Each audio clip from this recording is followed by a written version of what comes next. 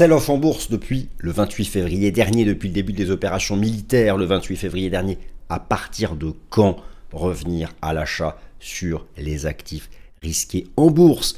Alors que l'actualité géopolitique évolue chaque jour, chaque heure, pire, les déclarations changent d'une minute à l'autre, d'un camp à l'autre. Nous n'avons pas la même musique, nous n'avons pas la même chanson. Guerre, opération militaire, perspective de cessez-le-feu, accord, pas accord, accord de paix, médiation. Bon, je vous donne une grille de lecture fixe qui sera valable, dont le contenu sera valable quelle que soit l'évolution de la situation géopolitique, ce début de semaine, à la fin de la semaine, les prochaines semaines. Première partie, bourse, bilan. Quel bilan au sein de toutes les classes d'actifs depuis le cours de clôture du vendredi 27 février 2026. Et vous allez voir qu'il y a des surprises. Deuxième partie, stress géopolitique. Alors que les déclarations des uns et des autres alimentent soit le pessimisme, soit l'optimisme, comment concrètement mesurer avec des outils de marché l'évolution du sentiment, de la peur, de la juste mesure, de la peur géopolitique, comment se projeter sur différentes thématiques géopolitiques. Vous allez voir que, eh bien, en bourse, il y a des paris qui se font sur tout. Troisième partie, les conditions fondamentales à réunir, les bonnes questions fondamentales à se poser avant de revenir à l'achat. Et vous allez voir qu'elles sont nombreuses. Et vous allez voir qu'il ne s'agit pas seulement d'envisager la fin du conflit.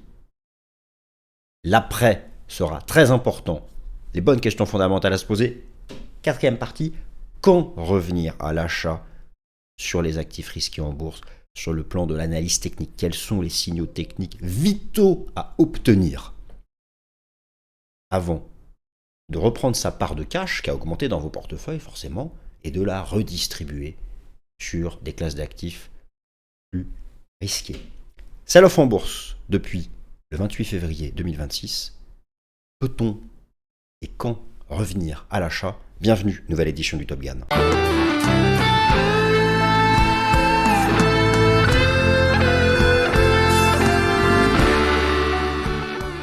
Cette émission vous est présentée par Swissquote. Le contenu de cette vidéo ne constitue en aucun cas un conseil financier. Merci à tous.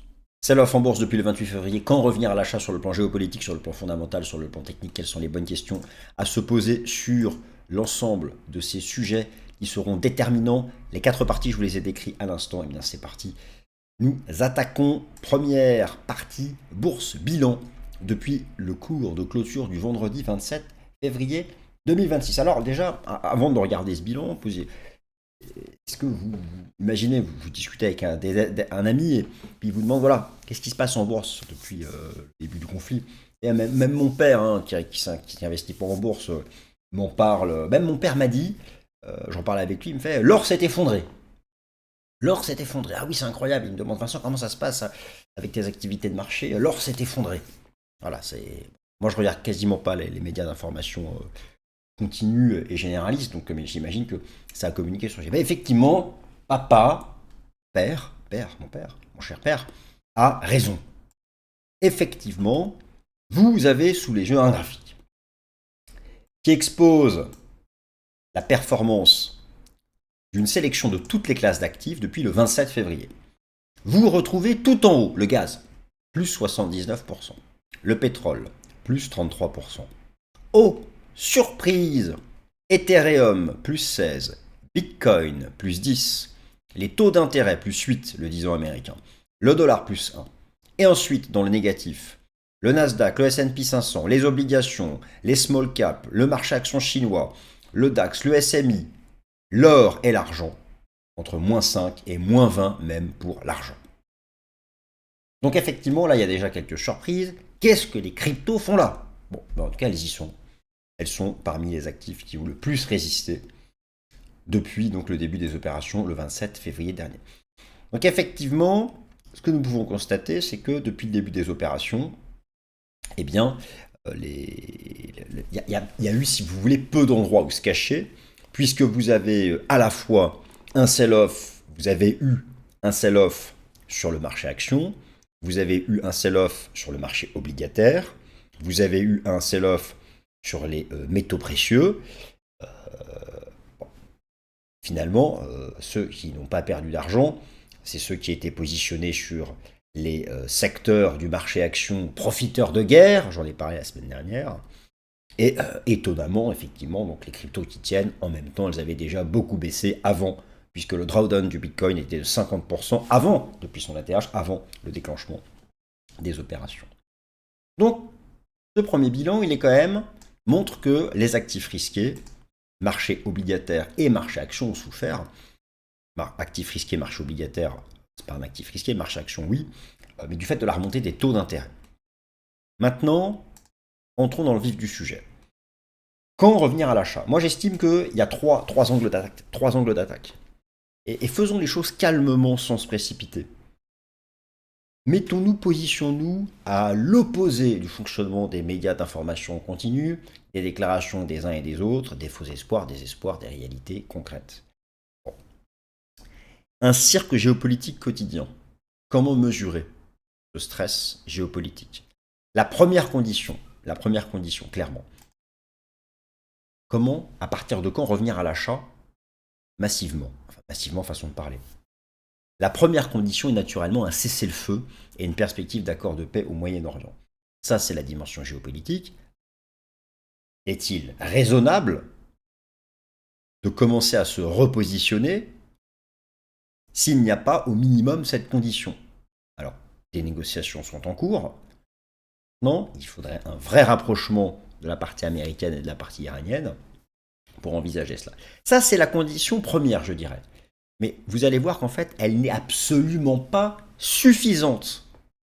Alors, je ne vais pas ici jouer aux oiseaux de mauvais augure et vous dire que dans tous les cas, c'est foutu et que même si ce conflit se termine, il y aura des dégâts collatéraux et peut-être même structurels qui vont durer un peu plus longtemps et qui peuvent mettre la pression sur les extrémités. Ce n'est pas certain, justement. Nous allons voir les bonnes questions fondamentales à se poser. Mais effectivement, la première question, la première condition, c'est un cessez-le-feu, une perspective d'accord de paix. Alors, vous avez pour ça, pour changer un peu des médias d'information continue, j'invite à acheter un note de temps en temps au site Polymarket. Alors, moi j'utilise ça comme des indicateurs de sentiment. Ce sont des données qui évoluent en permanence, ce sont des paris en fait, des paris géopolitiques. Par exemple, eh bien, vous voyez, l'évolution, alors ce sont des paris avec du vrai argent. Un cessez-le-feu entre les États-Unis et l'Iran, à partir donc de quelle date, et vous allez voir les graphiques, le pourcentage évolue. Le régime iranien va-t-elle tomber? Les États-Unis vont-ils prendre le contrôle de l'île de Karg? Quand est-ce que Trump annoncera la fin des opérations militaires? Prenons l'exemple de la question, à partir de quand y aura-t-il un cessez-le-feu entre les États-Unis et l'Iran? Eh bien, donc ça se présente comme ça. Vous avez toutes les dates. Prenez par exemple, y aura-t-il un cessez-le-feu au 31 mars? Et bien, quand j'enregistre la vidéo, la probabilité est de 18%. Mais vous voyez que la semaine dernière, à chaque fois que Trump a annoncé des choses allant dans le sens de la négociation, eh bien on montait autour des 25-30%. Vous avez maintenant devant nous, sur Polymarket, quelle est la probabilité d'un cessez-le-feu au 7 avril, la probabilité d'un cessez-le-feu au 15 avril, et puis vous pouvez suivre donc l'évolution du graphique. Et effectivement, on peut voir que la probabilité d'un cessez-le-feu d'ici le 15 avril suit quand même depuis la fin du mois de mars une tendance haussière ici, alors bien construite avec des impulsions des retracements, mais tout de même une tendance haussière. Ou encore, par exemple ici, les États-Unis vont-ils prendre le contrôle de l'île de Karg? C'est le hub énergétique iranien d'ici le 30 avril, d'ici le 31 mai, d'ici le 30 juin. Bref, il y a tout un tas, en fait, tout un tas de pronostics géopolitiques. C'est intéressant à regarder. Moi, je regarde ça comme des indicateurs de sentiment, du marché. Donc effectivement, difficile de revenir massivement à l'achat sans cette condition première, l'amélioration de la situation géopolitique. Mais ce n'est absolument pas suffisant. Une fois la perspective acquise d'un cessez-le-feu, voici les questions fondamentales à se poser avant de revenir à l'achat. Première question fondamentale, la production de pétrole et de gaz autour et dans le golfe Persique peut-elle reprendre rapidement? Oui, parce que déjà des installations énergétiques ont été visées. D'autre part, d'autres usines de gaz et de pétrole se sont mises à l'arrêt. Et si vous voulez, une usine, c'est pas un bouton de lumière, c'est pas un interrupteur de lumière, c'est pas on-off, j'éteins, j'allume. Mettre à l'arrêt une machine aussi énorme, Derrière, ça peut prendre des semaines pour la relancer à son rythme d'après. Ensuite, d'autre part, il va falloir que le transport maritime reprenne. Mais la vraie question, c'est est-ce que cette production énergétique du Golfe, alors qui n'a pas cessé et qui est vraiment sur des niveaux bas, peut-elle reprendre et venir réapprovisionner l'Asie avant que les réserves stratégiques atteignent un niveau trop bas, sachant que ces réserves stratégiques, il va falloir les refaire. Ça, c'est déjà une question, la question qui vient tout de suite après un cessez-le-feu entre les États-Unis et Iran. Et ça me paraît vraiment décisif, en particulier l'approvisionnement de l'Asie, puisque je vous rappelle donc que 80 à 90% du pétrole et du gaz naturel liquéfié qui transite par le détroit d'Ormuz est à destination de l'Asie. Par exemple, le détroit représente 40% des approvisionnements en énergie de la Chine, 15% des approvisionnements, 38% de ce qui transite par le détroit va en Chine, 15% de ce qui transite par le détroit va en Inde, la Corée du Sud, c'est l'Asie. Le sujet, c'est l'Asie. Le sujet, c'est pas l'Europe. Le sujet, c'est l'Asie. Donc ça, c'est majeur. C'est la première question fondamentale à se poser, sachant que, notamment en ce qui concerne l'Inde, et c'est pourquoi l'Inde a commencé à réimporter du pétrole indien, les réserves, le temps estimé avant la tension pétrolière, 128 jours pour la Chine. Alors là, le conflit a démarré le 28 février. Donc nous sommes à plus d'un mois. Il y a de la marge encore pour certains pays. L'Inde, c'est déjà extrêmement compliqué, mais cette marge, elle peut s'éroder rapidement. D'autre part, derrière, il faut les reconstituer, les stocks. Donc, si vous voulez revenir, peut-on revenir à l'achat sur les actifs risqués en bourse? La vraie question, c'est est-ce que la durée du conflit, qui est celle à aujourd'hui, depuis le 28 février, n'est-ce pas trop tard? Peut-on faire machine arrière en ce qui concerne l'approvisionnement énergétique en Asie, l'Asie étant le moteur de la croissance économique mondiale? Donc vous voyez tout de suite, c'est la première question qui vient après l'amélioration des conditions géopolitiques pures. Et là encore, il y a du chemin à faire. Deuxième question fondamentale à se poser avant de revenir à l'achat. La navigation des supertankers peut-elle reprendre rapidement à partir du détroit d'Ormuz et à destination de l'Asie? Donc là, je vais vous présenter deux sites. Vous avez le site TradeWinds News, qui est vraiment un site dédié au transport maritime. C'est toute l'actualité, notamment des supertankers. Je lis tous les jours leurs articles. Et depuis quasiment le début du conflit, vous n'imaginez pas le nombre d'articles que j'ai lus sur ce site. Et marinetraffic.com, ça c'est le transport maritime en temps réel, j'y viens. Vous n'imaginez pas le nombre d'articles que j'ai lus sur ce site qui expliquent, et vraiment des experts du domaine, quand bien même la machine énergétique se remet en place, derrière, pareil, le transport maritime, il faut le relancer. Il n'est pas certain que, d'ailleurs, l'association du transport maritime mondial, qui est basée à Londres, l'a dit. Les marins ne vont pas reprendre comme ça le trafic du jour au lendemain, tout sourire, super. Non, non. Et d'autre part, les conditions d'assurance ne sont plus les mêmes. Donc, tout ça va prendre du temps, quand bien même la situation géopolitique s'améliore. À partir du jour 1, où vous avez un cessez-le-feu, une paix, ce que vous voulez, derrière, c'est des semaines encore pour remettre en route la machine énergétique, remettre en route la machine de transport.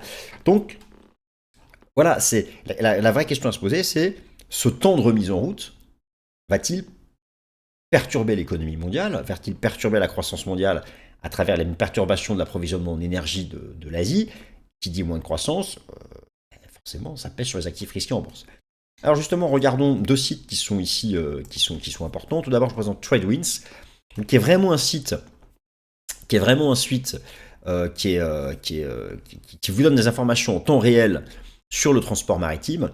Alors en particulier donc, tout ce qui se passe à travers le détroit d'Ormuz, et vous avez notamment ici une section sur les supertankers, et tous ces articles que je lis au quotidien vous expliquent, vous donnent en fait ce genre d'informations que vous n'avez pas dans les médias généralistes, où vous avez des articles qui vous expliquent que actuellement le transport d'énergie via les supertankers dans le détroit est à son niveau le plus bas ever. Tout ça ne peut que laisser des traces. D'ailleurs, la Corée du Sud, le Japon, sont des pays qui tapent déjà dans leurs réserves stratégiques. Et vous avez vu, ce n'est pas des réserves de 3-4 ans. On est sur 3-4 mois. Le conflit a déjà plus d'un mois. Donc, il y a des questions. La vraie question, c'est n'est-ce pas trop tard? Donc, moi, je vous invite à vous intéresser à ce site, et notamment donc, à la section sur les supertankers, puisque là, vous avez des informations qui arrivent régulièrement, tous les jours, et qui permettront de voir la réalité de la reprise du trafic, lorsque les choses se seront améliorées. Ensuite, encore mieux, vous avez ici marinetraffic.com, le transport maritime en temps réel. Alors ça, c'est vraiment passionnant, et vous allez voir en fait concrètement ce qui passe. Donc là, je vais zoomer sur le détroit d'Ormuz, donc l'Iran est ici, Oman, les Émirats Arabes Unis, donc vous voyez, hein, toutes les villes qui se prennent des missiles, Abu Dhabi, Dubaï, etc. Voilà, donc, mais ça, même le Koweït se prend des missiles, le Qatar, Doha, bon, ils sont, voilà. Donc le golfe Persique est ici, la côte iranienne est ici, le détroit est ici, voilà. Et donc, si vous voulez, déjà, on voit que il y a quasiment rien qui passe, il y a rien. Il y a un amas de bateaux qui bouge plus, qui est en attente. Euh, en temps normal, ici, là, c'est plein de bateaux. Alors, qui passe? Ça va être intéressant. Regardons ce bateau, par exemple. Tenez. Ah, ce bateau, regardons ses détails. Eh bien, il est chinois. Voilà. Alors, là, vous avez un bateau ici qui passe. Mais il est chinois. Voilà. Bon, ben, ça, c'est parce que, voilà, certains bateaux peuvent encore passer. On sait que certains bateaux indiens passent, mais en payant donc un droit de passage aux autorités iraniennes. Enfin, il y a quand même des choses qui font que ça, ce sera vraiment, avant de revenir massivement à l'achat sur les actifs risqués en bourse, avant de se dire, ça c'est le moment où je reviens à l'achat sur, je sais pas, le marché action indien, le marché action chinois, etc., bon, il va falloir réobserver, à travers le détroit, des passages de supertankers chargés de gaz et de pétrole à destination de l'Asie. Il faudra regarder les choses concrètes. Donc, honnêtement, mettez ce site dans vos favoris, marinetraffic.com. Regardez le nombre de bateaux en attente ici, au large de Dubaï, Abu Dhabi, etc. Ça, c'est les bateaux coincés depuis le début du conflit. Hein. Bon. Donc là, nous avançons sur... Donc ça c'est la deuxième question fondamentale qui est majeure. Troisième question fondamentale, les prix de l'énergie vont-ils rapidement revenir à leur niveau d'avant-crise? Et quelle contagion sur l'inflation globale? Bah oui, parce que je vous en ai parlé à plusieurs reprises, le prix de l'énergie, donc rappelez-vous ce que je vous avais expliqué, le facteur temps est central. Rappelez-vous 80 $. Pourquoi 80 $? Parce que le prix du pétrole était inférieur à 80 $ en 2025. Donc tout ce qui est au-dessus de 80 $ en 2026, c'est inflationniste. Au-dessus de 90, 92, c'est le choc inflationniste. Un vrai signal d'apaisement, ce serait de repasser sous 80 $. Nous savons qu'à partir de un mois au-dessus des 80, ça commence à avoir un effet modéré sur l'inflation. Pourquoi c'est important cette histoire d'inflation? Parce que derrière, si l'inflation se maintient, si l'inflation fait un vrai pump, derrière, les banques centrales ne pourront pas baisser les taux. Comment revenir massivement à l'achat si les banques centrales ne baissent plus les taux avant des mois, voire des années? Vous voyez, c'est pas possible. Par contre, la situation se tend si le pétrole se maintient au-dessus de 80 $, plus de 3 mois. Donc ça, il va falloir le regarder. Au-delà d'un cessez-le-feu, au-delà d'une paix, c'est comment va se comporter le prix du pétrole? Va-t-il repasser sous 80 ou pas? Combien de temps? Donc quel impact sur l'inflation? Alors sachant que l'inflation actuellement, donc, le CPI aux États-Unis est à 2,4 en nominal, 2,5 en sous-jacent. Il est vrai, alors il y a d'autres composantes de l'inflation, notamment l'immobilier, qui exercent des pressions à la baisse. Mais alors attendez, j'ai pas fini, je reviens là-dessus. Mais effectivement, lorsque vous regardez, donc, alors Trueflation remonte depuis le début du conflit, ça reste sous contrôle. La question est, comment va se comporter Trueflation une fois le conflit terminé ou une fois un cessez-le-feu? Si Trueflation, 4 mois après un éventuel cessez-le-feu, se maintient là, c'est mort. L'inflation officielle va rebondir. D'ailleurs, l'algorithme de la Réserve fédérale de Cleveland nous dit que dès le mois de mars, on remonte à 3,16. Là, il est à 2,5. Là. Il est à 2,5. Là, déjà maintenant, avec déjà la remontée de l'inflation temps réel, avec déjà plus de 5 semaines avec des prix de l'énergie élevés, l'algorithme de la Fed de Cleveland nous dit déjà on passe de 2,5 à 3,16. Donc le temps joue complètement. Donc, il y a plein de questions à se poser, plein de questions fondamentales à se poser immédiatement. Après une éventuelle amélioration de la situation géopolitique, parce que la vraie question, cette remontée des taux d'inflation va-t-elle modifier de manière durable les anticipations de politique monétaire de la Fed et de la BCE. Et regardez où en sont actuellement, selon l'outil CME Fed Watch Tool, basé sur le prix des contrats futurs négociés à la Bourse de Chicago sur le taux d'intérêt des fonds fédéraux US, le marché n'attend plus de baisse de taux avant octobre 2027. Je vous rappelle que la Fed était censée baisser les taux en juin 2026 avec l'arrivée de Kevin Warsh. Qu'est-ce qui va se passer donc? Difficile de se dire je reviens à l'achat même si c'est la paix avec ça. Difficile. Ah, vous voyez, donc les choses seront quand même beaucoup plus complexes que la simple aspect géopolitique. Alors maintenant, quand revenir à l'achat sur le plan de l'analyse technique? Alors déjà, on a du boulot d'un point de vue fondamental. Là, j'ai essayé de faire, d'un point de vue technique, je pourrais avoir 20 différents angles d'approche. Donc, bon, je vais à ce qui me paraît le plus important. Le pourcentage de cash chez les gérants, l'indicateur ultime de la fin d'un bear market. Depuis le début du conflit, la dernière étude de la BofA montre que la part du cash chez les gérants remonte. C'est logique.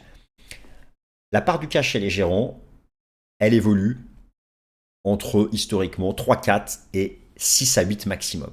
Les fins de bear market, c'est lorsque la part du cash chez les gérants commence à dépasser 5 et 6%. Fin du bear market Covid, il y avait 5,9% de cash chez les gérants en moyenne. Fin du bear market de 2022, 6,3% de cash chez les gérants. Là, depuis le début du conflit, on est monté de 3,3 à 4,3. Ça date de mi-mars. Donc, la prochaine étude est publiée en avril. Et je pense qu'on sera autour des 5. Ça va être majeur. Honnêtement, la prochaine étude de la BofA, elle est majeure. Si la part du cash chez les gérants revient dans cette zone-là, nous allons commencer à retrouver des conditions pour envisager de repasser sur les actifs risqués en bourse. Là, au contraire, du coup, là c'était le plus bas historique. Juste avant le conflit, c'était un beau signal de vente. Donc, premier indicateur majeur, la part du cash chez les gérants doit remonter un peu plus haut avant d'envisager de revenir à l'achat. Deuxième condition technique avant de revenir à l'achat, naturellement, il faut des signaux techniques baissiers sur le pétrole et sur le gaz. Alors là, honnêtement, je ne vous apprends rien. J'ai couvert le sujet dans les dernières émissions Fast and Forex. Le seuil, $80. Pourquoi? Parce qu'en dessous, c'est là où c'est inflationniste. C'est au-dessus, c'est inflationniste par rapport à 2025. Alerte rouge entre 80 et 92. Choc inflationniste au-dessus de 95. Pour moi, pour revenir à l'achat sereinement sur les actifs risqués en bourse, il faut repasser sous $80 sur le pétrole brut US. Et il faut repasser sous 56 €, sous 56,60 sur le TTF, qui est le contrat gaz qui fait référence pour l'Europe.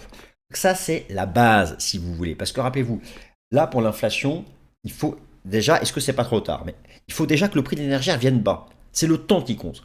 Si malgré l'amélioration de la condition géopolitique, le prix de l'énergie se maintient à un niveau trop élevé encore plusieurs semaines, il y aura un impact sur les taux d'inflation. Cet impact rend impossible, sauf explosion du chômage, des baisses de taux de la Banque centrale.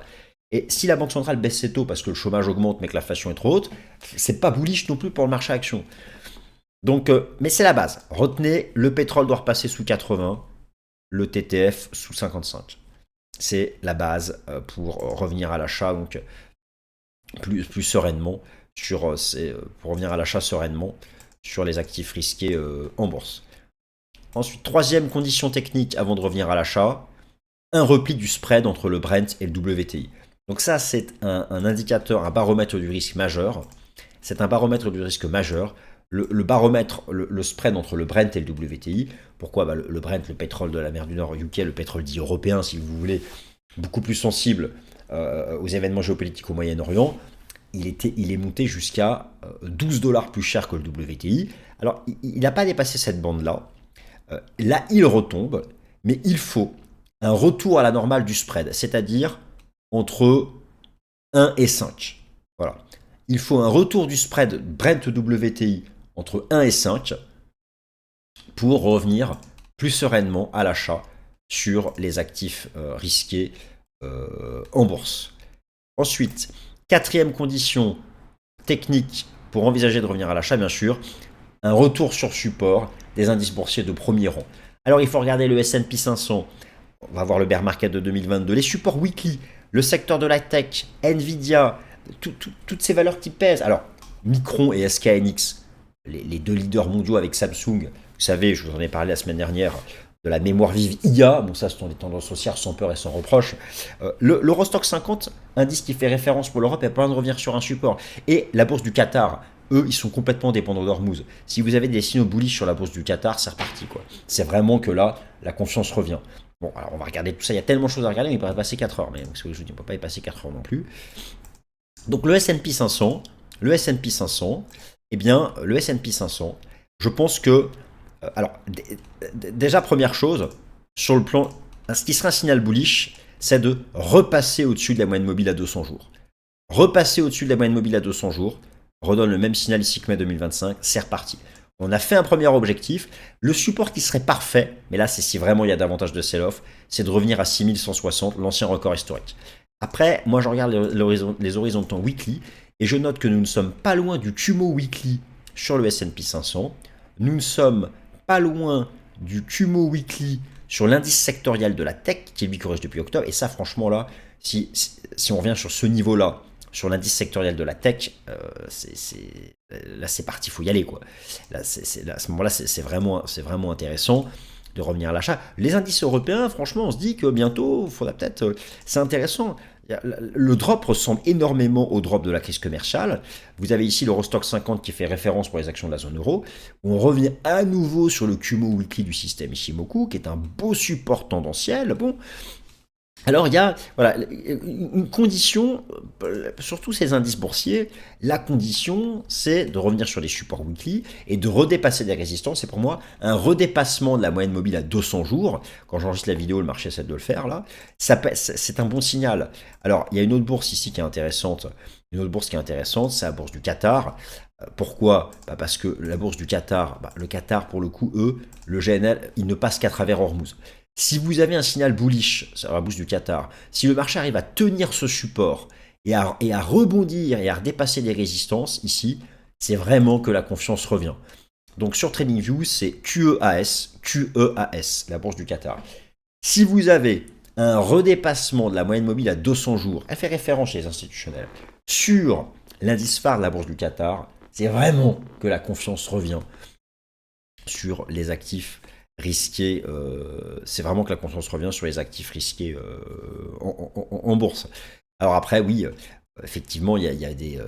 je vous ai beaucoup parlé notamment donc, de SK Inix ou encore de SK Inix. SK Inix, je vous en ai beaucoup parlé. Je vais la mettre ici, voilà. SK Inix en Corée. Ça fait partie des valeurs qui sont... vous savez, ça sont des tendances haussières sans peur et sans reproche, ce côté en Corée. Ou encore Micron, vous êtes là sur des tendances haussières tellement structurelles qu'en fait, peu importe l'actualité géopolitique, ce sont des valeurs qui résistent à l'actualité géopolitique. Et on se dit que c'est même dommage parce que ces valeurs qu'on a tous envie d'acheter, on attend tous des corrections pour se positionner dessus parce que la pénurie de mémoire vive IA, c'est jusqu'en 2030. Bon, même en phase de choc géopolitique, ça veut pas corriger. En tout cas, donc, des indices boursiers qui réagissent sur des niveaux de support majeurs, un niveau de survente extrême. Condition pour revenir sereinement à l'achat, il faut atteindre un niveau de survente extrême. Prenez par exemple l'horizon de temps weekly, le RSI weekly. Eh bien, là, vous voyez donc ce fut la survente extrême au moment de la guerre commerciale. Là, le RSI Weekly est ici. Donc, on est en zone intermédiaire. Là, vous avez la divergence haussière de la fin du bear market de 2022.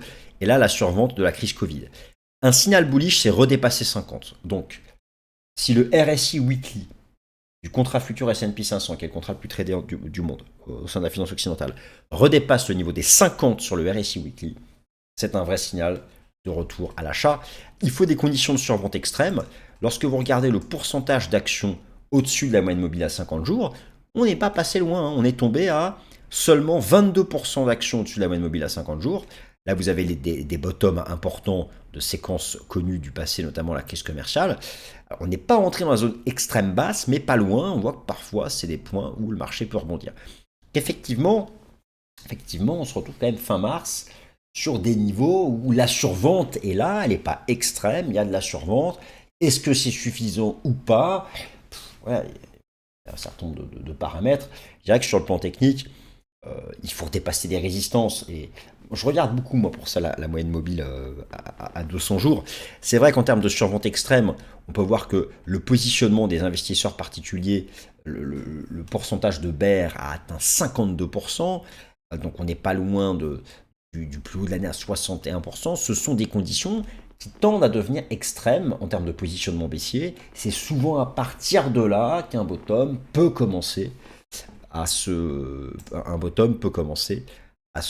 former. Des cassures de support sur les taux obligataires, ça c'est la base. Donc ça, alors honnêtement, si je devais retenir 3 signaux qui comptent.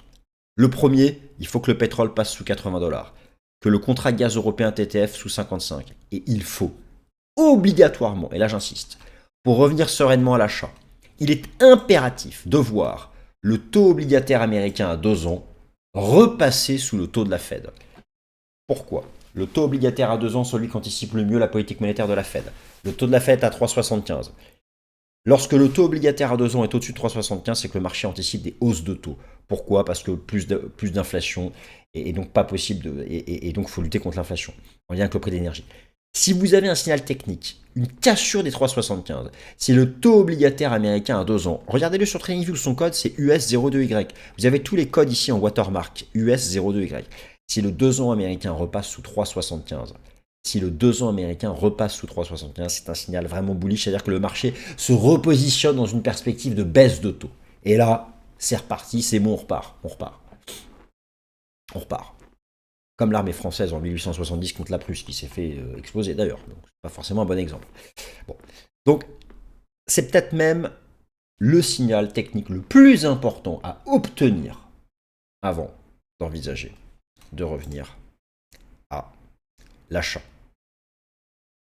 Alors bien sûr, je termine par une condition qui fait qu'on peut revenir vraiment en mode serein. Rappelez-vous la valorisation. Avant cette histoire d'opération militaire, avant ce conflit, on n'arrêtait pas de vous parler de marché qui est cher. Qu'est-ce qui s'est passé? Quel impact? Il est moins cher. Regardez, comme c'est intéressant, le PE Forward. Le PE Forward, qui était revenu à son record de 2021, il est quasiment revenu à sa moyenne des 5 dernières années. Donc là, effectivement, d'un point de vue de la valorisation, ça devient un peu plus confortable de se dire que peut-être, pourquoi pas, commencer à revenir à l'achat. Alors, chers amis, après vous, parmi toutes ces conditions géopolitiques, techniques et fondamentales, quelles sont les plus importantes avant de revenir à l'achat sur les actifs risqués en bourse? Merci à toutes et à tous de votre attention. Ce contenu est informatif et éducatif destiné aux personnes connaissant les marchés financiers. Il ne constitue pas un conseil en investissement, juridique ou fiscal. Le trading et l'investissement comportent des risques, notamment la perte de capital. Les CFD et actifs numériques sont volatiles et ne conviennent pas à tous. Swissquote décline toute responsabilité quant à l'exactitude du contenu ou aux pertes liées à son usage. Produits et services disponibles selon la législation en vigueur.